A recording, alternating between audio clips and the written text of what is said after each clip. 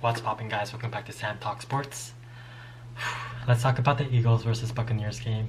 Like I expected, the Buccaneers came out on top, but I kind of want to focus on the Eagles side, looking at their season in the summary and what I feel like will happen to this team in the future. Just looking at this game, unfortunately the Eagles were never really in it. They were down 31 to nothing, and yeah, the final score may seem relatively closer than it actually was because Philly scored 15 in the fourth quarter, but this was a great learning experience for Jalen Hurts, his first playoff appearance. Lots of attempts, near only a 50-ish or so completion percentage, and then that TD to int ratio is also not that great. What really surprised me about this game in terms of the Eagles is their rushing yards. 95 yards is alright, but considering this team had 160 rushing yards, which is first in the league, this is a letdown with only 17 carries, and the average at 5.6 per carry is phenomenal. So I was really disappointed to see the Eagles not run, but at the same time I understand why they weren't able to run the ball as frequently, because if you look at the play-by-play,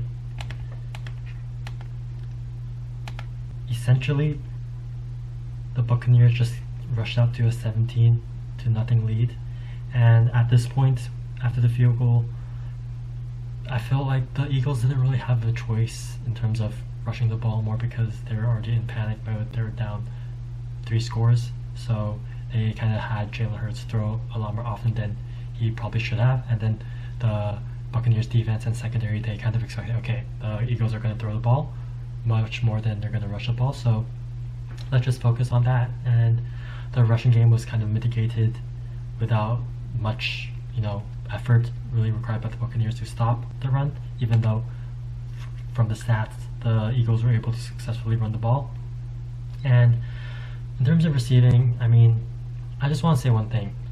The Eagles, yeah, this was a disappointing loss. When you lose in the playoffs, it's never fun, but for the Eagles, I like their future. I definitely feel that next year they're going to be able to compete for the division title in the NFC East against the Cowboys.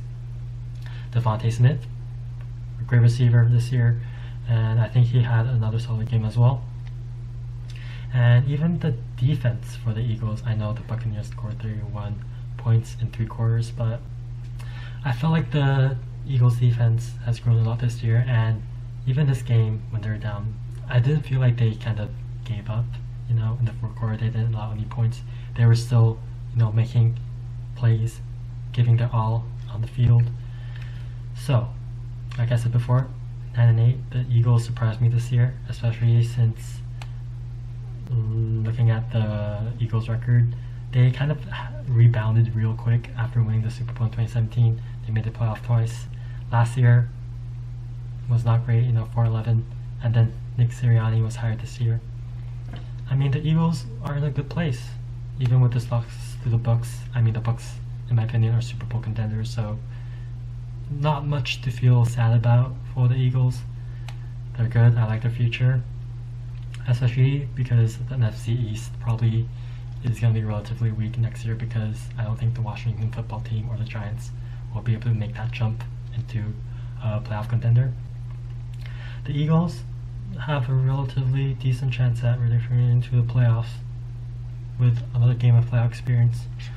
And so yeah, shout out to the Eagles. I really enjoyed watching them play this season. I think Jalen Hurts has shown enough to be the quarterback of the future for the Eagles for now. Next season, let's see if he improves, kind of like on the Kyler Murray trajectory. I feel like this team is kind of on that, especially with Jalen Hurts at quarterback. I feel like he'll develop, he'll gain more experience, his completion percentage will increase. And if not, Gardner Minshew, I love that guy. He is a quality quarterback. I know, let's talk a little, this might not be so much on the Eagles, because who knows where Minshew is going to end up, but Minshew has been underrated his whole career. Jacksonville, 2019-2020, 2 not so solid teams, and yet he were able to have very stellar touchdown to interception ratios. So who knows? I hope Gardner Minshew gets a chance to be a starting quarterback somewhere, if not in Philly. But yeah, that's kind of my thoughts on the Philadelphia Eagles. And for the fans of the Eagles, no sweat. Don't feel too down. I mean, you guys just won the Super Bowl a couple years ago, and your future is looking bright. Alright, that's it for this breakdown on the Eagles in the Wildcard playoffs in the NFC, and I'll see you in the next breakdown. Peace.